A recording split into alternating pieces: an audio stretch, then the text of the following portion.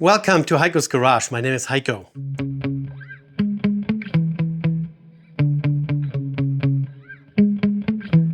Yeah. Today we're not working on a motorcycle or a car or something else, but we're going to be working on my, I think, 1987 Peugeot Road bike. This is already a resto mod, so I've owned this since the early 90s, was given to me, used by my uncle. I actually owned almost the identical bike before, just color white. I had it a couple years before that, but I had a crash with it, frame was bent, and he felt bad for me, so he gave me his current road bike, which is this one. I think it's a 1987 PH11, but I might be wrong on that. They had the same color scheme, the same little, it's like a metallic dark gray plus the white through red stripes here. On many bikes in many different price levels, even with different equipment. But I think this is a 1987. So I had it since 1990, I want to say.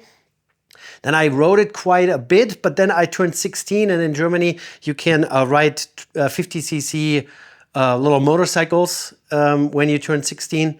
And once that became an option for me, I stopped pretty much riding bikes altogether. So then it was sitting around. And then in the early 2000s, I believe, I bought a Shimano 105 group, which I updated this bike with. So I took all the, it had Rigida wheels before, took those off. They were 27-inch. Originally, that was a 27-inch bike.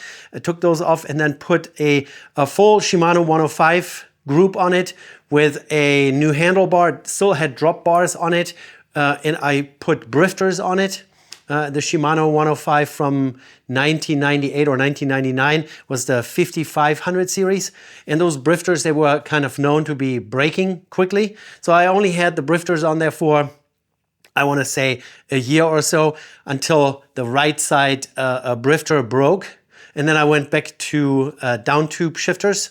These are actually Dura Ace. So they work really well with this Shimano 105 group. But then in 2008, we moved to the States. This bike actually moved with me from Germany to the States, and then it was just hanging here. I have another bike over there. It's a Specialized rock hopper. Has a little bit more beefy tires. It's kind of a mountain bike without suspension. And so I, with my kids and all that, was riding that one. But this is still dear to my heart. I really like this bike, and I want to update it one more time. Currently, Shimano 105 group is a 3x9 drivetrain, and I've already played around, so you already missed a couple steps. I was able to, let me show you here real quick, remove the 9-speed cassette from this Shimano 105 hub, which has a 35mm hub that is really originally was a 8 through 10 speed. But if you use a mountain bike cassette, and this here is a Dior 5100 cassette, goes from 11 tooth cock to 51, that actually fits right on there without any modifications. So I first took this wheel to a local bike shop and asked the guys, hey, is it possible to put an 11-speed on this hub? And he took out an 11-speed road cassette, and an 11-speed road cassette will not fit. You will not be able to put the locking ring on it. But then I just, leap of faith, let me put this out of the way. I ordered this 11-speed 11 through 51 Dior cassette from Amazon. And believe it or not, it fits on with no problems. The locking ring goes on, has a good engagement, a good few threads, and I was able to tighten it up. And and it fits even into the frame. This frame here originally had a spacing back here between the dropouts of only 125 millimeters. But I was able to, back when I did this update, to cold set it or cold form it, what they call it. It's a steel frame, chrome moly steel frame. I was able to open it up to exactly 135 millimeters. I actually have never realigned the dropouts. Has always worked fine. But maybe at the end of this video, after we figure out all the rest, I ordered a set of dropout alignment tools. Currently, I don't have it. but I'm waiting for it. So if I get this on time, we'll do a dropout alignment here. But what I want to do right now is, first of all, take the drive side crank off. We're going to remove the 3 chain rings here, and we're putting on a single chain ring, which is, here it is. It's like a $19 Chinese-made chain ring by JZL Tech, whatever that means. They also come with shorter bolts. And we're going to figure out what the chain line is. As I said, this used to be a 125 millimeter rear hub bike. Now it's 135, which is more common. So to cog number 6, we are talking about roughly 21 millimeters. So 135 divided by 2 is, so a 135 hub distance, I measured that, divided by 2, that's 67.5 minus 21, roughly. We're talking about a chain line of 46 millimeters, actually 46.5. So from the center of the wheel to the middle of your cassette, here in my case is 46.5. And then we want to get the chain ring here in the front roughly to the same distance. So I'm just putting 46.5 in here, roughly there, tighten the little knob. And then we're going to eyeball it. And that lands us roughly in the position where the middle chain ring is currently. So somewhere in here is a, not a master link, but a pin that was pushed in when I installed this chain years and years and years ago. Oh, here it is. I'm just going to push the same one out here with my little chain breaker tool, park tool. There you go. Chain is apart.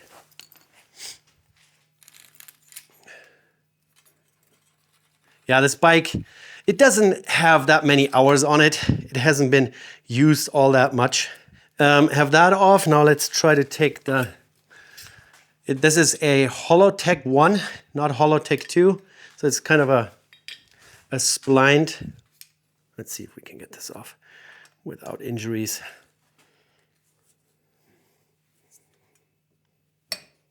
Oh yeah, I must have put some grease on there when I put it together. All right, here's that. There's a little spacer, or yeah, a little spacer ring. Let's keep that all together. And now we have to find our crank pulling tool. There we go. Let's see if that fits.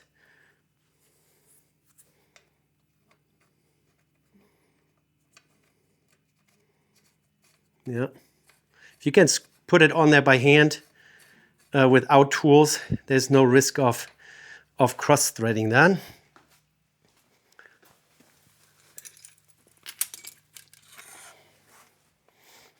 Okay, and then need to find a, oh, this is not large enough. Is this large enough? No. Oh yeah.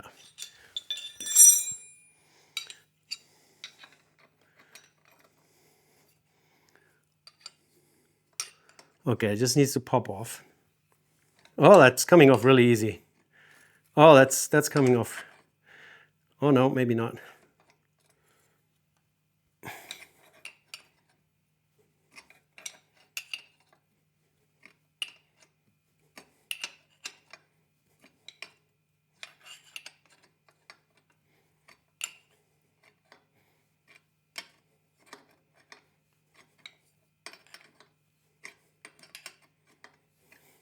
I haven't worked on bikes in so long that I already forgot what kind of tools I even have.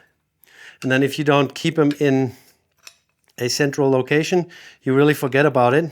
So I ordered a bottom bracket removal tool, which I already have. I just found it in another drawer.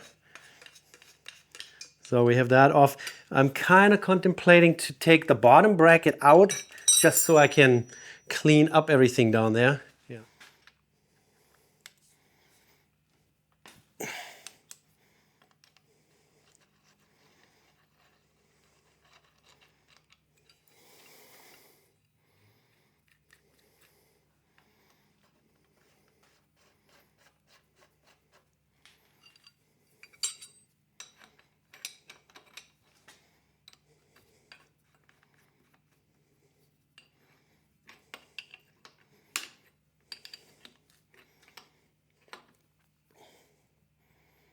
Yeah. Yeah. Yeah.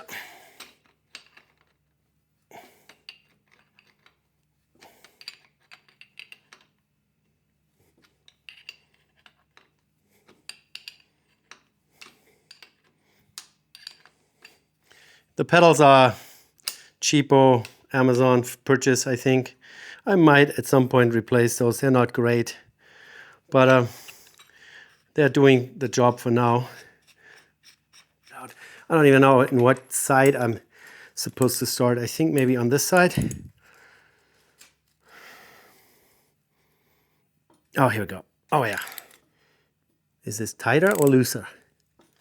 Oh, it's coming loose. Okay. All right.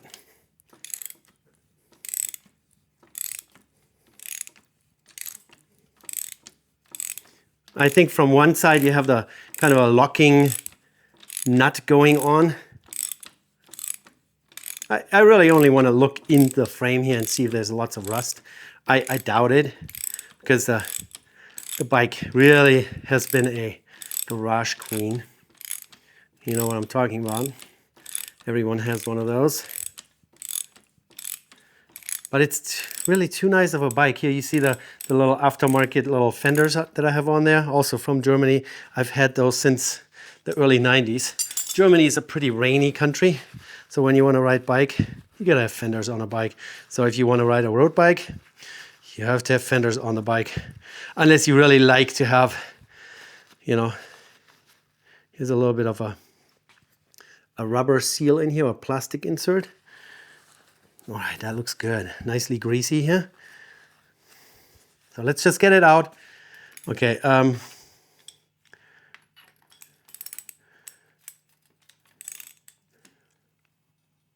Oh, yeah. Here we go. So I remember pushing down on the front side. So on this side here, pushing down that way is loose, and pushing down that way, we got it all loose without massively stripping anything out.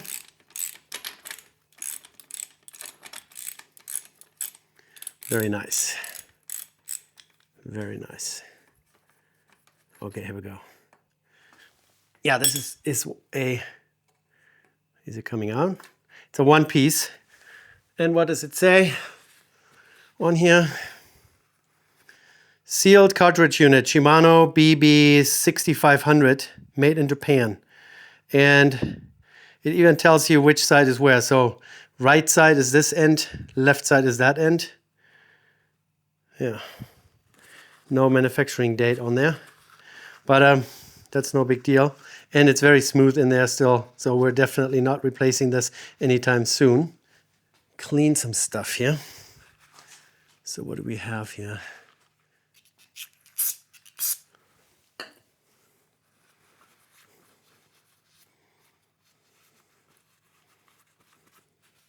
Get it cleaned up a little bit. And then I want to put some general grease on all the threads, and then put it back together. Sometimes they write down what torque value to apply, but I think we're going to go with gut und fest. People say gut and tight is German, but it really isn't. I can tell you that. Here's all kinds of... Oh, I remember what I did. At some point in time in Germany, I think in early 2000s, when I did this conversion to the 105 group, I opened up all the holes that the frame has and sprayed in some corrosion inhibiting wax. And that stuff solidifies. And it's now completely hard in here. So I'm not sure if we're going to get this all out.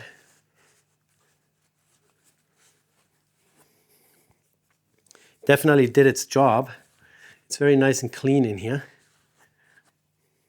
So we're going to get rid of the down tube shifters because the range of the right side down tube shifter here isn't long enough for 11 speed. So this is going to be turned into a 1x11, obviously. I don't know if you guys already got that. Very modern drivetrain. All right, before we put this back together, why don't we take the derailleur off too. Okay, let's relax this all a little bit here. And then let's take the cable off.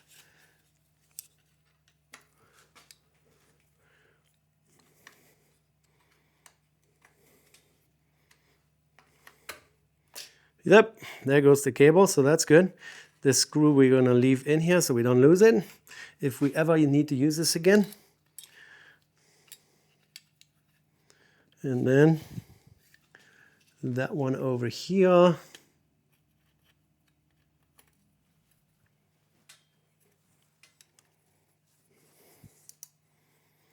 The stickers on here, the decals, they're all still in pretty decent shape, I think.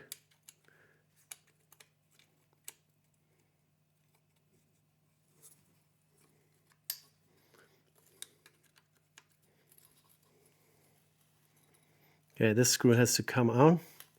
This is some bikes have a braced on mounting point for derailleurs. This one didn't have that. This originally had a simplex shifter on it, if I'm not completely mistaken. I don't know much about that brand, model, anything, 1987. I know that I wrote it, that it worked back then. But then after about 10 years, I wanted to make it prettier. And I guess I had the money to buy the Shimano group. That's how I bought the hubs. I had the whole thing. So drifters, cables, brakes.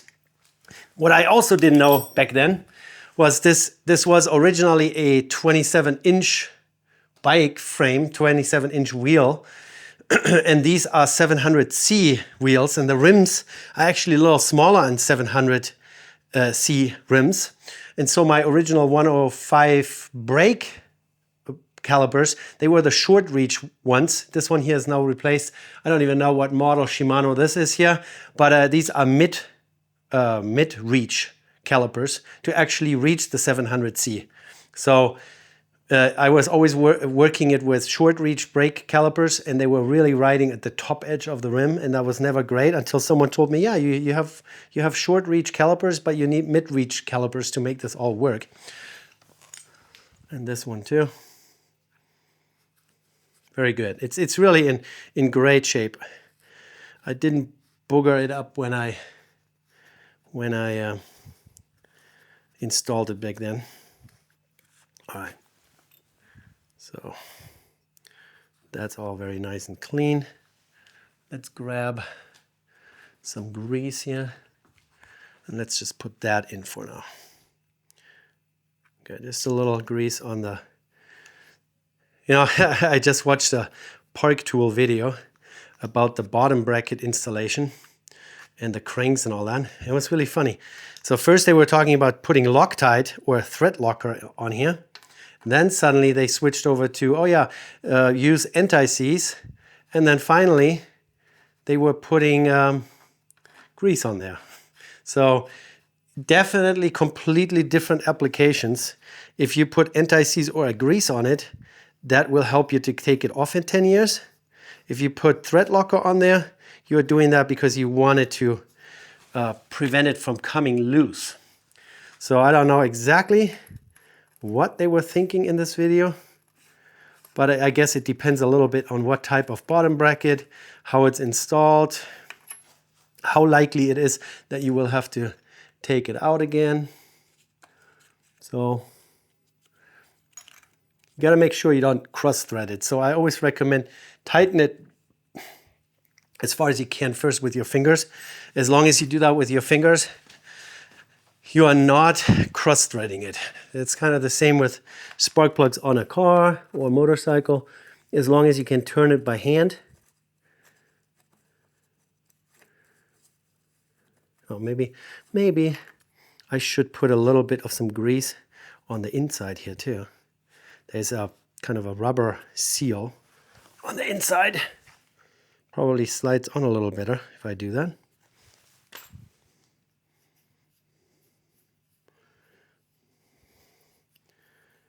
Kind of like that. Good. All right.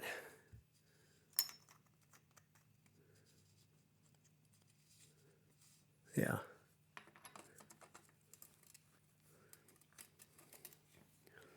Okay, so we're going to tighten up this one up first. And there are torque values for those things. We're just going to go by tight.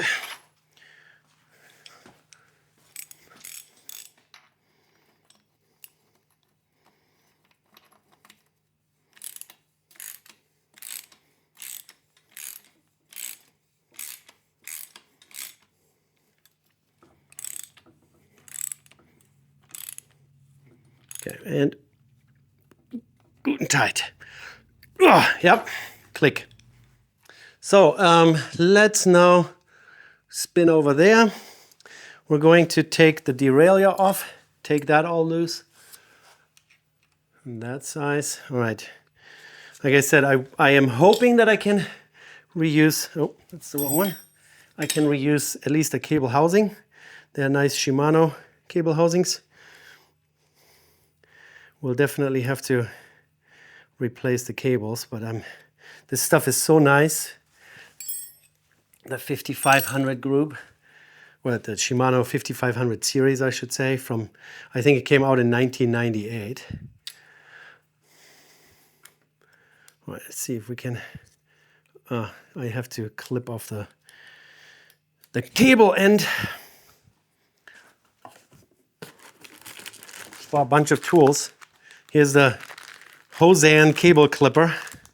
I have, of course, normal side cutters, even Knipex, but since I will have to cut some housing, most likely, I just decided to buy these, which besides Park Tool is one of those brands that everyone seems to be using. All right, cable coming out. Here's the nice, shiny, barely used derailleur. I like it a lot, and I will definitely hold on to it. All right, now let's see. So here is the shift lever that we're going to put up there. Let's take that out of the box. And I just found out that there is actually housing, cable housing, and cables in there as well. That's good. I had no idea. So we have a coated cable. That's pretty good. I don't know if I'm going to lubricate it. This is the typical, you know, with a strap on it because I don't have permanent mounting locations up there. But very nice. Yeah, very nice. Okay, so that. And then we have a CNLG 500 HD 11-speed chain. I don't even know. Do they use a master link? I don't think so. They probably just have a pin that you can push in. Oh, no. There is a master link. So that's good. We'll figure this out later. Like I said, it's been years since I have worked on bikes. I had to do a lot of research and figuring out what I actually want to put on this bike. Here's the derailleur. This is the Shimano Dior RD M5100 SGS 11-speed, and it does have the capacity for, first of all, the large range from 11 to 51, and also for just having a 51 tooth cog in the bag. Huge compared to the original here that we just took off. Let's see here, here's the B screw. We'll see how that goes on there. I will also put some grease on that thread. This is a derailleur hanger that's part of the frame. It's not replaceable. So if I would break this, I already did a alignment. I have a derailleur hanger alignment tool. So already did that once. We don't need to worry about that right now. It's straight. Here's a little grease. And you gotta make sure that you don't cross thread this. What did I just do with my tool? Here we go. Let's see. So B screw needs to go on the little step there. Does that all line up? Looks good, yeah. Let's get it on without cross threading. There we go. This of course, since it's a mountain bike group, ooh, has a clutch in it, which on this bike we don't really need. And I think it can be turned off. So if I feel like it's interfering with anything, I can probably turn it off, because we're going to be riding this mostly on the road. I want to make it a little bit more gravel bikey. Right now I have 28mm tires on here, but I think I can go all the way at least to 35, maybe 38. Here in the calipers I have tons of space.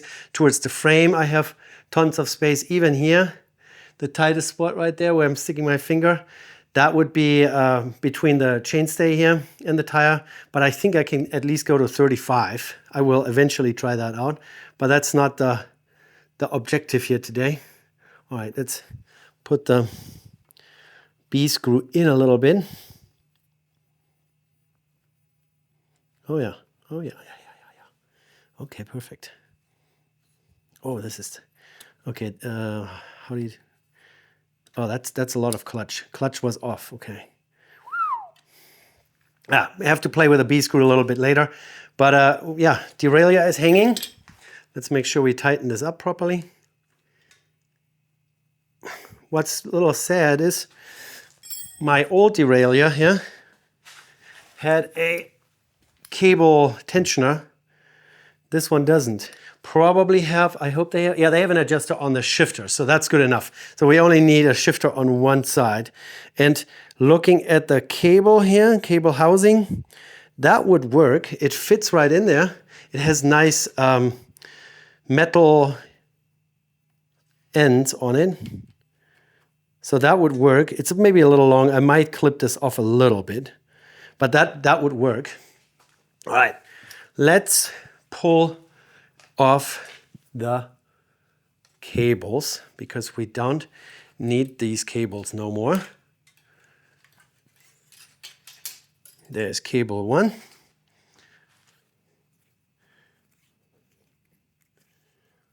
I'm kind of sad to actually see the Dura Ace shifter, down tube shifters go, because they're indexed. They're indexed down tube shifters. I think they still make them, and they work really. Oh my goodness! Maybe it's the wrong direction. Yeah, I need a flathead screwdriver, I think.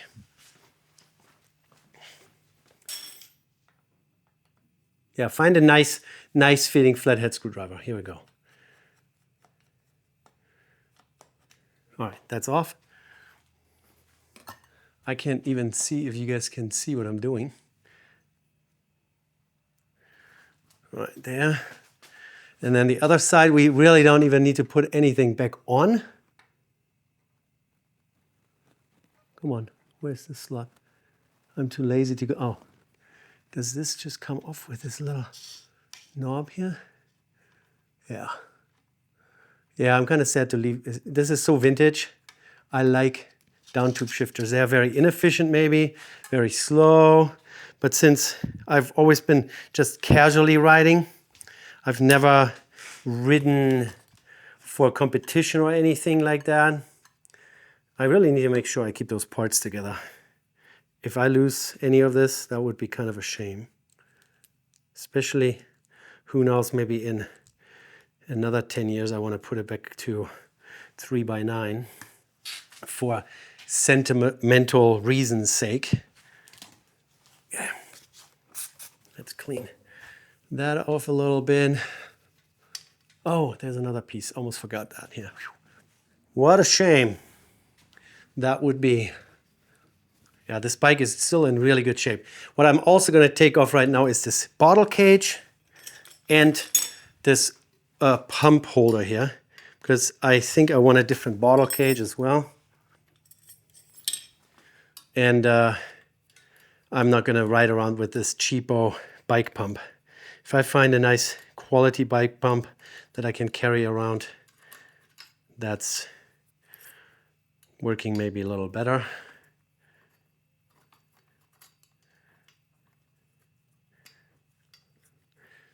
I'm also debating whether or not I should give this the vintage look saddle and grips and handlebar. I've looked at Velo Orange. They have really nice stems. By the way, you guys haven't seen it yet. I have a quill adapter in there. You know, this is a threaded fork, obviously. Yeah, good thing. When I moved from Germany to the States, I did not bring everything. So this is probably what needs to go on here. Yep. This would be for the other side, but we don't need it. Had to go find a screw, stainless steel preferably, that is long enough, but not too long. I probably will have to go and buy a different screw because this is like a socket head screw and we want a little kind of a rounded over. I don't know exactly what the head style is called. I know it what it looks like, but for now, just to get it going, yeah, this is stainless steel. Actually, really, I should put some grease on here as well because stainless steel and other materials can start galling, which is kind of seizing together. And with a little anti-seize or grease on there, that usually doesn't happen. And here we go. All right, let's focus on clean hands and get the shifter installed up there. Do I really have to take my grips off? That way. Because you can't, it's not a contraption where you have two screws. Oh, really? I guess I wanted to put new grips on there anyways. And they're loose anyways, so that's good. The brake levers, they're gonna stay. They're Shimano, kind of, I don't even know what model. They work really well. Together with those mid-range reach end cables long enough to take it off. Yeah. There. What is it? Shimano BL R5500R, made in Malaysia, for a 22.2 millimeter handlebar. So that's good. Here's the Dior. That should fit as well. Yeah, that will. And like I said, I might still here. Let's move you guys up there a little bit more. I might change my. Oh, that's the wrong one. I might change my handlebars anyways. I want to turn this into a very comfortable, simple drivetrain, 1x11. No front derailleur no more. Let's put this on here just temporarily. And where is my... Oh, where's my brake lever, Dumbo? Hanging there. But for now, we're going to leave this all in place here.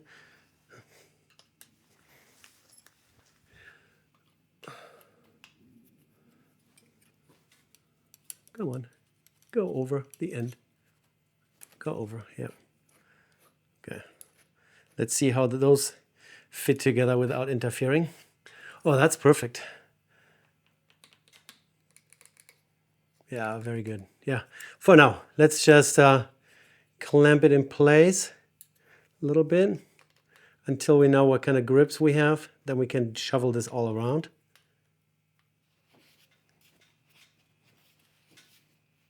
Yeah, that's pretty good. Here's the ends.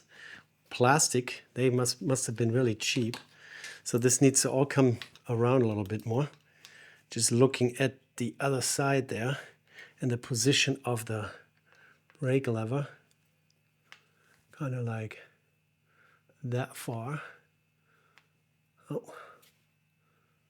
like that.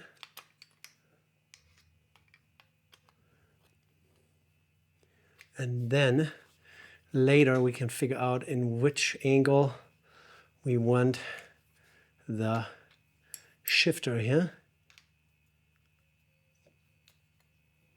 But that's close enough for us to figure out where we're going to run the cables. Right? Right. So here's the nice shifter cable that came with the package. And we really only need to, they already have ends on it and it says Shimano on it. That's good stuff. I like it.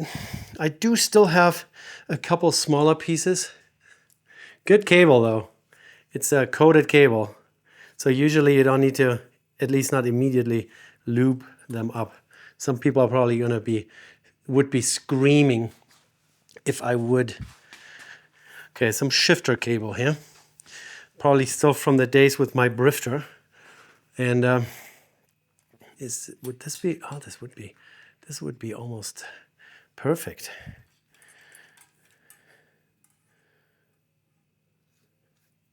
Feels good, the inside here. Slides very nicely. So let's see if we maybe feed it that way. And into the adjuster barrel.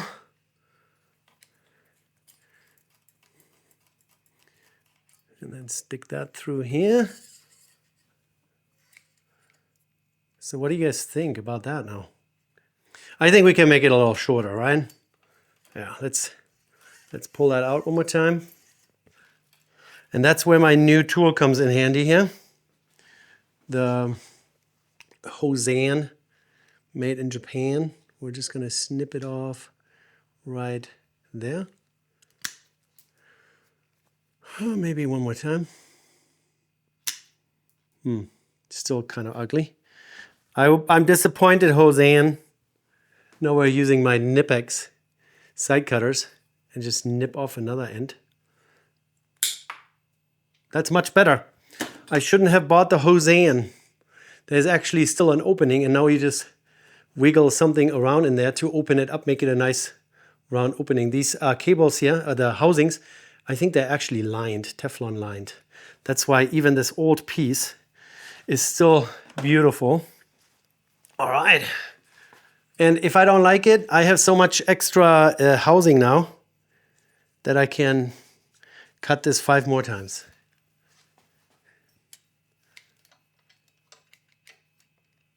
Okay. I was kind of contemplating if I could find a way to run an enclosed cable all the way back there. So housing all the way. All right, here we go. Yeah, that's fine. That's good. That's good. That looks pretty decent. I like it. So now we have it in here. This bolt needs to be replaced. I already looked if I have anything better. Then we have a guide here right at the bottom of the bottom bracket. There's no loop or anything, so my cable here doesn't go through a loop. And did I say that I wanted to shorten this a little bit? Oh, I see. Here is a little...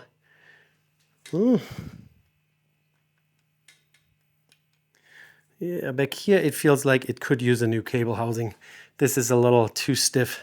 But I do have another old piece from the... That's perfect length too. Very nice. Yeah, that feels great. That's the Teflon lined stuff, but that doesn't fit in there. So I at least have to use the old end or find a new end that fits in there. We're going to reuse the metal ends that were on this old cable here, which is also Shimano SIS. Okay, cable end. That fits.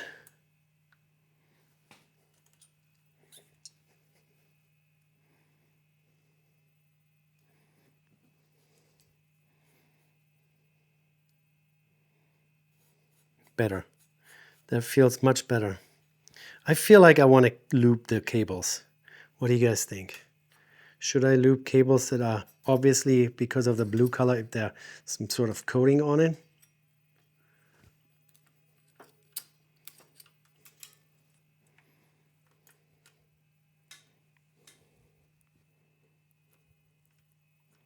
That's not good. I don't like it. Oh, here we go. All right. That fits really well. Is that too long? Yes. That is too long.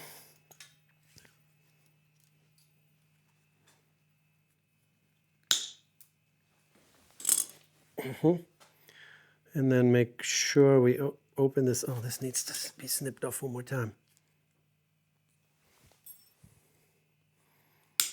Oh, better. Yep. Nicely open. Nice metal end back on. And like I said, if I feel any kind of inconsistencies here, you know what? I'm also going to snip off the other end a smidge. Oh yeah.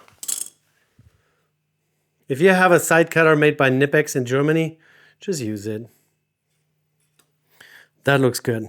That's still nicely curved. There's no sharp edges, sharp corners. All right, now we need to make sure we're in the highest gear, right? Yeah. Okay. All right, I would say we're going to find a working location where we can take this chain wheel apart together and the chain ring and put a new chain ring on it. All right, let's do some disassembling here without bleeding fingers. Those were factory assembled.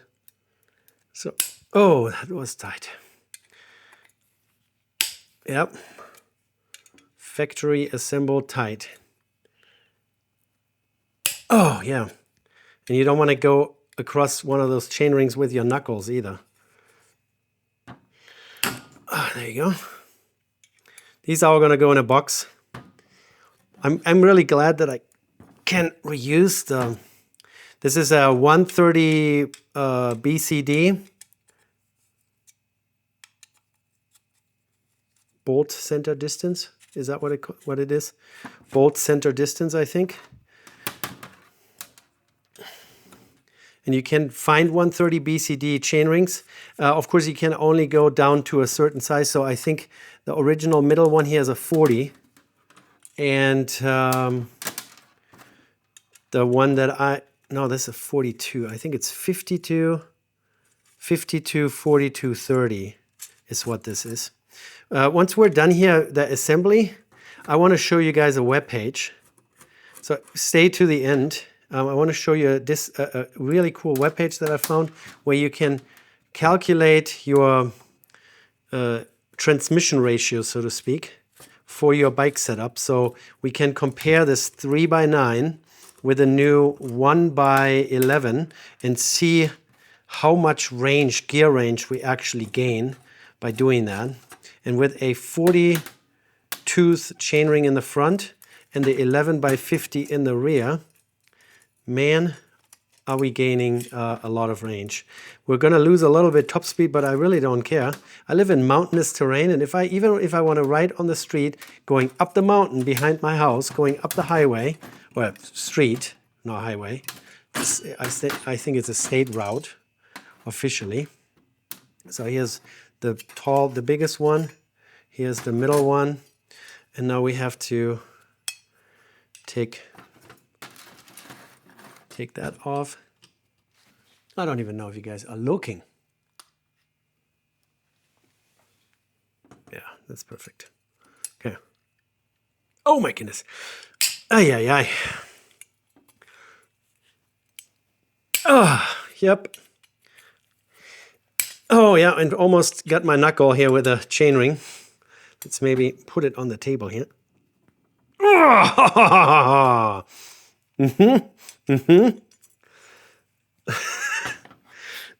oh, yeah.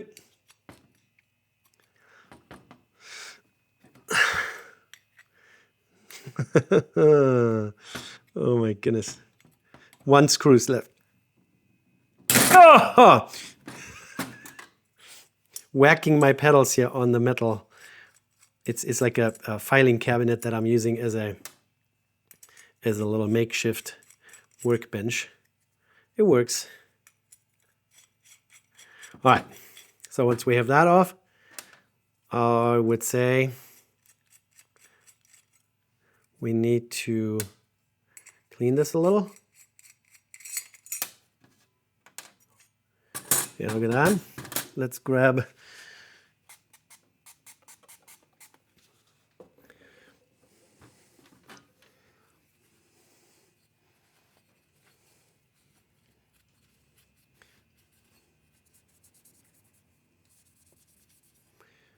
Made in Japan. This is an FC 5503, in case you were wondering. Made in Japan. What is still made in Japan these days? Okay. All right, let's find the new chainring.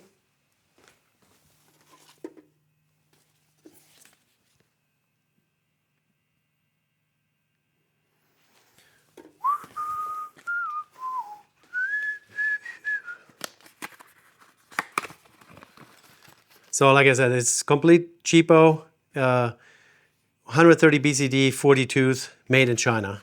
We'll see if this is holding up. If it doesn't, we'll buy something nicer. I mean, you can. This is 20 bucks.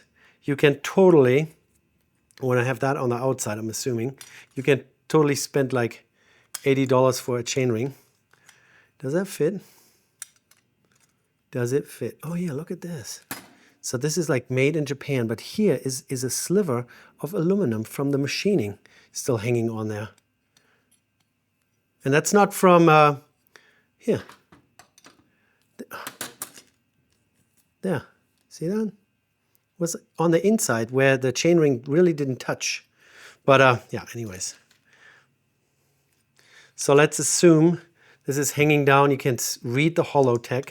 And now we want to, of course, read the specs on this thing. So we're going to bolt it together like so.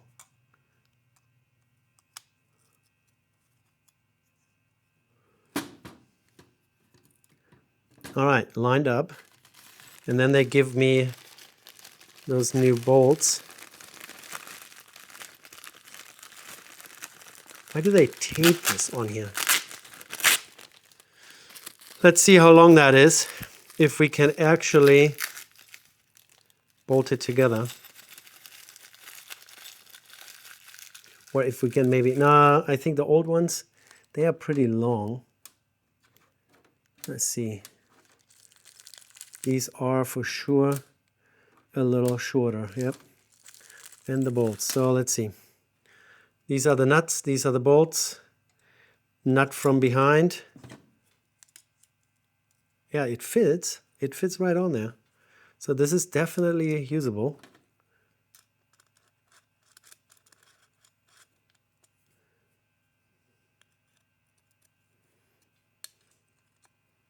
Yeah, that's perfect.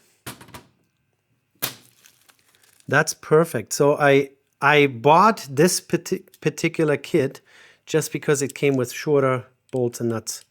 I didn't want to have to shorten the originals or order another kit and spend even more money on a bike that I really didn't need to update because everything is still or was still in working order until we started ripping it apart. But you know how it goes. I kind of want to ride a little bit more with my boys, and to be able to do that here, I need to find the motivation, and I find motivation in a good project. That's really true. Now that the bike is all fancy, I feel like I want to use it more. If it's the old stuff, it's like, I don't like it. What I never really liked on this 3x9 drivetrain was the front derailleur. Because, you know, you always have, first of all, you have tons of gear overlap. So on the smallest chainring, you have a few gears that are more or less identical to a couple of gears on the middle chainring. And then the middle chainring has a couple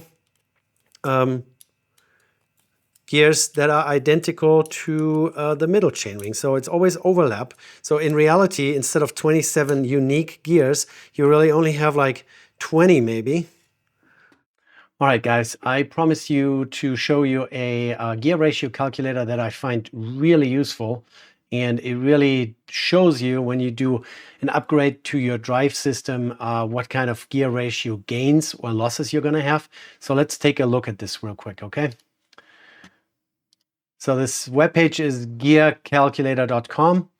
And here in this gear calculator, you cannot just look at one gear ratio or a gear setup that you have on your bike, but you can compare them. So first we have to set up our old one. So derailleur, obviously, and then my old 3x9 drivetrain was a 52-54-30. They don't have that available, but you can now, here where those little gears are, you can slide them around and customize it. So I had 52, 42, 30, and then I had a 9-speed 12 to 25.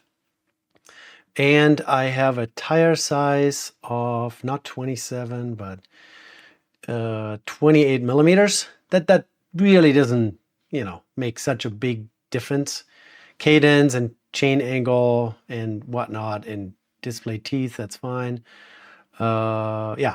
And then here in the upper section now you can see the 3 chain rings, the smallest, the middle, and the highest, right?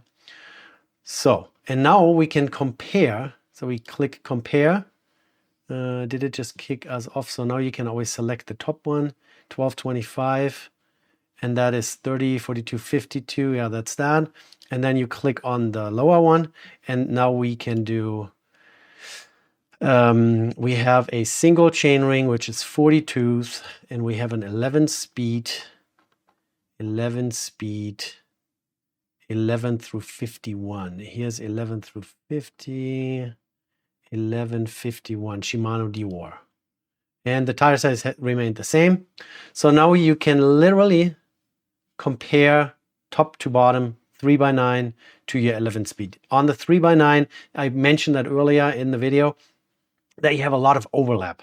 So there are 1, 2, 3, 4 gears on the smallest chainring in the front that are pretty much in the same gear ratio as the first 4 or almost 5 of the middle chainring. And then the middle chainring last 5 are overlapping with the first 5 or 6 of the largest chainring. So you even have from the smallest to the largest chainring, you have a little bit overlap. So you have gear redundancies that are not necessary. So here you can see now my 11 through 51 with a 40-tooth chainring. We have a much smaller gear ratio for climbing up the mountains, and top speed range, we're a little behind the longest gears on the 3x9 or 9x3, 3x9. If we wanted to, we could now take this here and slide the chainring size over to a 44 or a 45, 46, 47, 48. And once we're at 48 with the 11 through 51 cassette, we would be pretty much at the same top speed, and we would still be better off in the mountains. You can do the same thing. Let's say you get another cassette from somewhere and you really get it cheap. So let's say you are putting on a 1142. Now let's stay in the Shimano world here, like a 11 through 40. And you can see that we are still same with the smallest cog. We just lost a little bit in the climbing gears here. But like I said, you can match your 3x9 with a 1x11 with a 11 through 40 with a 48 tooth chainring in the front. And this calculator here, I find this very, very interesting, very useful. And yeah, the bits and pieces that I bought, I really only went to, I wanted the largest cassette in the rear that I can possibly put on there. And then it turned out to be the Dior. Very good quality and very affordable. I think the cassette was like $40 and the derailleur was $50 and the shifter was $35. So very inexpensive to do all this.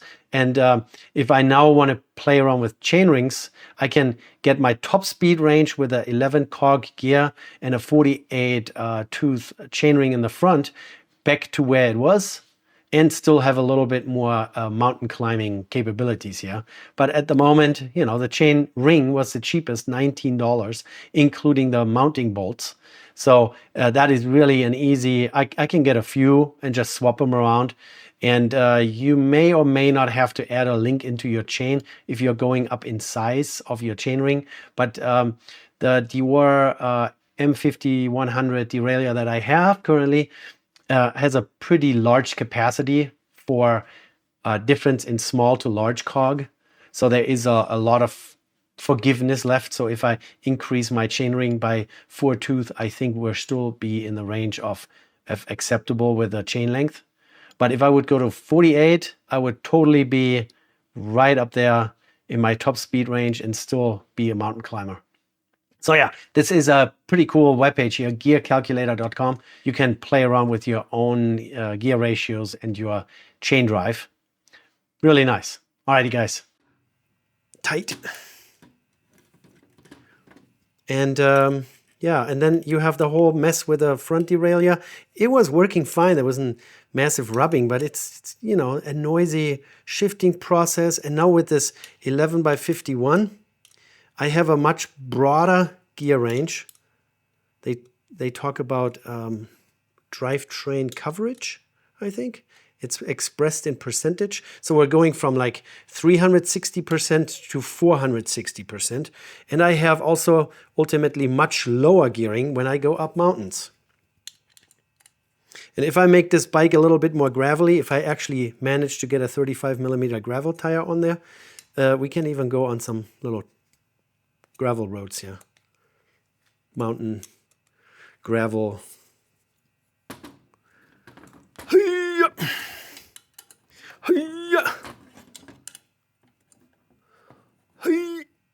And this is aluminum, 7075 T6 aluminum. That's like aircraft grade beauty.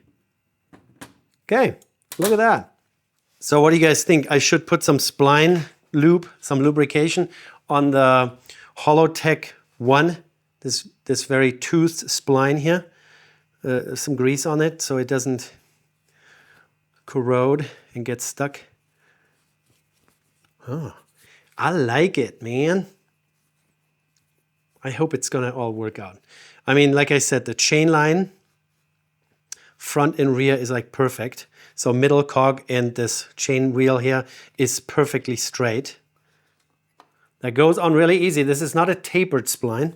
It's just a spline. And then you take one of the little bolts here. There is a little spacer in there. And that pretty much pushes it on there. All right. And we want to crank this. Okay, here's my chain. Someone tell me how to space or shape, size, that's what I meant. Someone tell me how I size a chain now. I haven't done this in so long, 25 years roughly. I've repaired bicycles, but never put one together. We want to have the reading on the outside, that's what I remember. So this is an 11-speed chain, obviously, since we're doing 11 speeds here. Where's Shimano? Wrong side.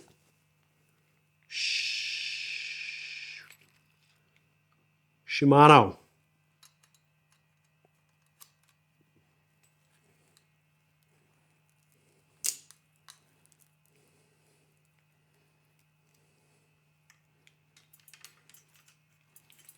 Uh-oh. That is close to my dropouts. Oh my goodness. That is incredibly close to my dropouts. Guys. Yeah, let me swing that over for you so you can see what's going on here. That is close to the frame, guys. So I am looking forward to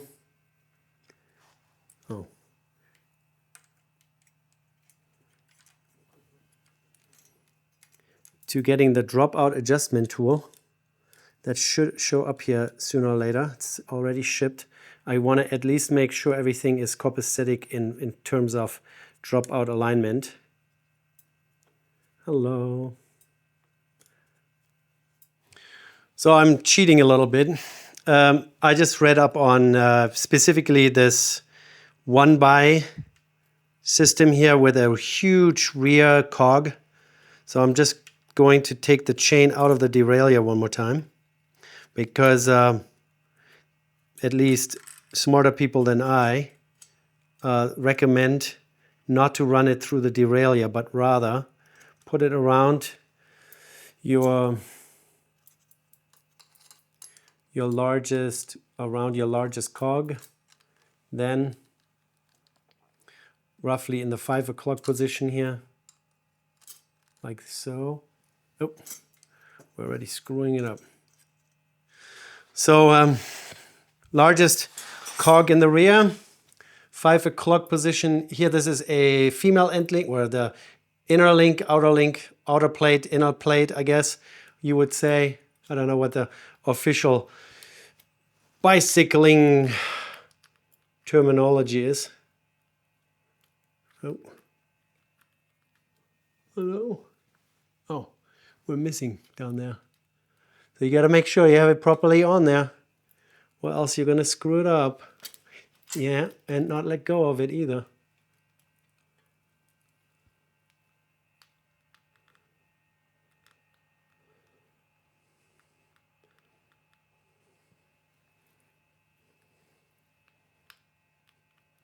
Yeah, the story is now that you have narrow and wide. So how do I do this now? It just doesn't seem to line up with narrow and wide. That's a lot of slack. Huh. Weird. Yeah, I mean, you can't force it. You have to put the narrow gap on the narrow tooth. Run. This is the reference rivet. 1, 2, 3, 4. And that's the one we're going to take off. At least that's what they're saying. That's what they're saying.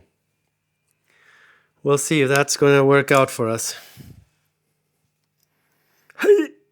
Why do I always have issues pushing those? I should have bought the big shop size chain tool. I tell you guys, I shouldn't have bought this little thing. I mean, it's a park tool, but still, it was just much cheaper. Are you coming out of there or what? Oh, yikes. Okay, I think I got it. And that is now supposed to fit. At least that's what the online information was telling me. Now we're going to find the master link that came with the chain. And then we're going to find my brand new master link pliers. Still in packaging, never used, first time.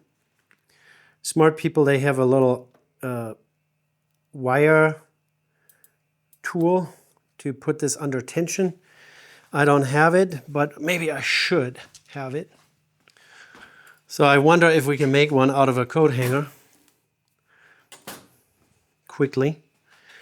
Let's nip off a liberal piece of coat hanger, bend a little hook on each end. That kind of fits through your chain, like that, maybe. And then we can hook it in here and get some tension, yeah, like that. Not close enough, so we have to put a little bit more tension like that, or like that. And now we have room to spare here. And there is a arrow on it. I guess whenever you see it from the outside, it should go in the direction of rotation. Like that. Puts that on there. Then you use your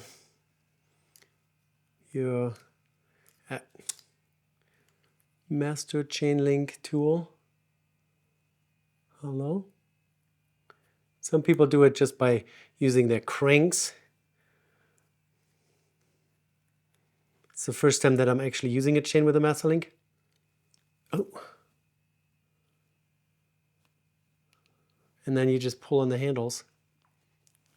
Yeah, here we go. All right. And then we take this wire piece out. And now there's not supposed to be any slack. That's good. Okay, I think I might have pulled on this cable a little too hard.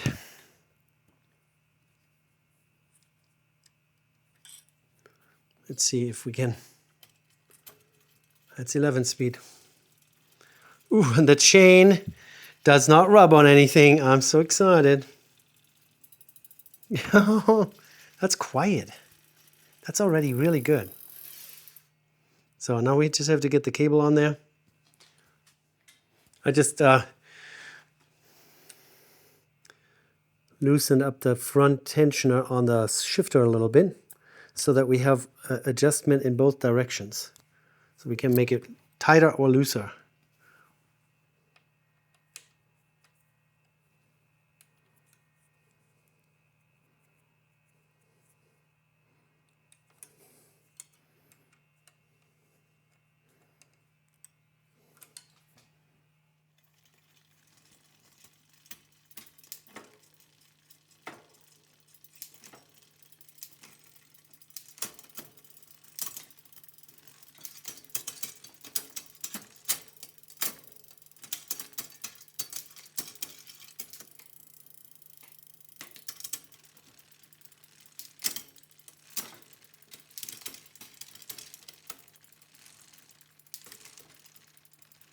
Oh, we just shifted into 11th gear.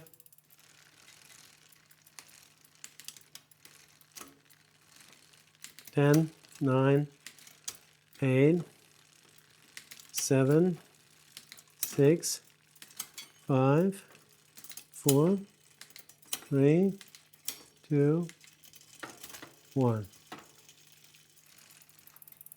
Yep, I think we got it. The cable will stretch a little bit, and then we'll have to readjust that a little bit. I'm sure. You can supposedly also, when you're in the largest cog up against the stop screw, you can pull it on it a little bit. That supposedly stretches things. And then you can try it one more time. Okay, now since we are still back here, I think I'm gonna snip this off. Like all the way on. And then I give it 3 little crimps. 1, 2, 3. So yeah, everything seems to be working very nicely. Shifts up and down.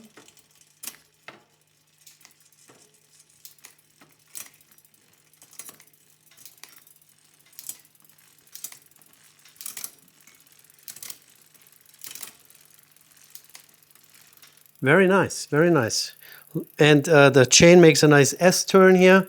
I might have to play around with the B screw a little bit.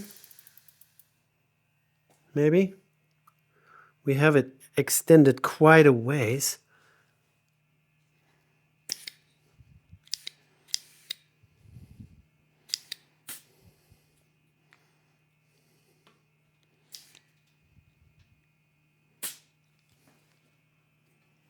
Okay, and the tires, that's important.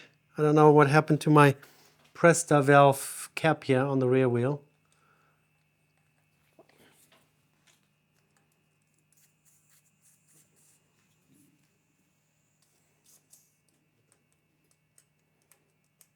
Hello, oh yeah, damn. Presta valve adapter. Who knows, maybe if I switch to gravel tires in some shape or form, I might change to Schrader valves, but the rins are pretty tiny, and drilling a big hole in there for the Schrader valves, I don't know. Okay. My last Schrader valve adapter here. Okay, let's go outside. You guys totally didn't tell me that I completely forgot to put the second crank on there. But I just did that off camera, and I think you guys are okay with that. All right, here we go. Uh-oh, stuff is clicking back there.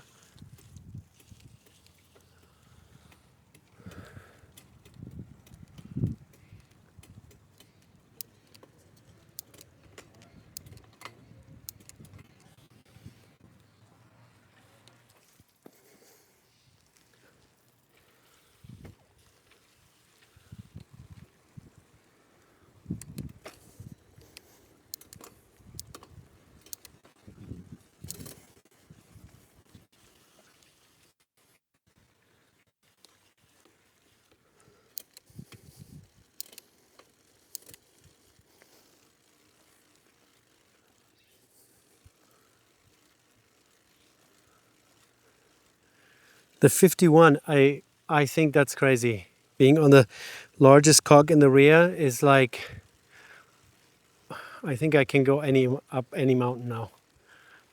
That's pretty cool. 51 tooth cog in the rear. Crazy. Absolute crazy. That's easy.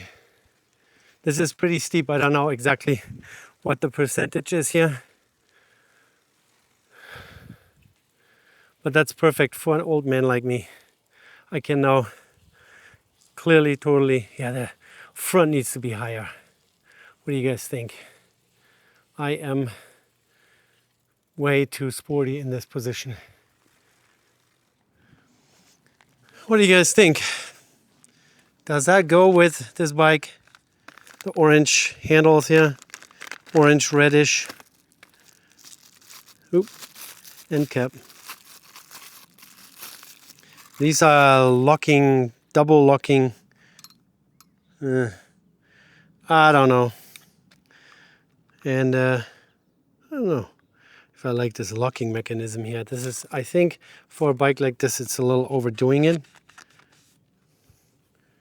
And then you still have rubber end caps in there. What do you guys think? I'm not sure if I like it. I can still send them back. But yeah, overall, I think this one-by drivetrain with no front derailleur is really turning this into a bike of the 21st century. Look at this dinner plate of a cassette back there on a road hub. Shimano 105 5500, or it's actually 5501 FH. And the front is 5500 HB 5501. Alrighty guys, I guess that's going to be it. My old 1987 Peugeot is now a 1x11 drivetrain. Maybe we're going to do some tires, maybe we're going to do some different stem, maybe a longer quill, maybe some more sweeping back handlebars, maybe all in silver, because I think the black Bontrager and the Bontrager handlebar here is not necessarily looking appropriate for this bike. Alrighty guys, that's it. I hope you guys enjoyed it. I hope you like bicycle content. I might occasionally do that. Thanks for watching. Give me a thumbs up if you don't mind, and I'll see you in the next one. Take care. Bye.